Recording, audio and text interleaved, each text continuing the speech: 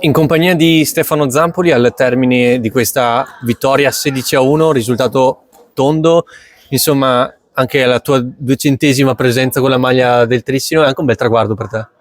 Beh, non lo sapevo che era la 200ª presenza, però mi fa piacere. E Trissino è una società che punta sempre a vincere, punta a far sempre meglio. Oggi ci avevamo messo un obiettivo di venire qua e non lasciarli respirare, non lasciar giocare. Penso che ci sia riusciti, il risultato parla chiaro e niente, abbiamo fatto una bella prestazione, ci prendiamo i 3 punti, siamo penso primi e siamo molto contenti. Ecco, un avvio di stagione ottimo, 4 vittorie su 4, primi in classifica, miglior attacco, miglior difesa, e adesso però inizia il Tour de Force, si gioca ogni 3 giorni.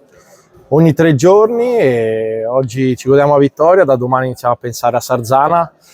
Partita complicata, loro hanno voglia di vincere, hanno voglia di far bene, sono una bella squadra e c'è anche la Coppa Campioni, noi vogliamo far bene anche lì, il Trissino non si nasconde, è una rosa che punta a vincere, cercare di vincere tutto in Italia, ma voglio vincere anche in Europa, far bene, e adesso che giochiamo ogni 3 giorni servirà la rosa, siamo una rosa lunga, ci alleniamo bene, io e Bruno ci alterniamo bene, la squadra è sicura e compatta e questo è molto importante per la tranquillità che trasmettiamo alla squadra, alla società, e noi siamo pronti, ci facciamo sempre trovare pronti. Grazie mille. Grazie a te.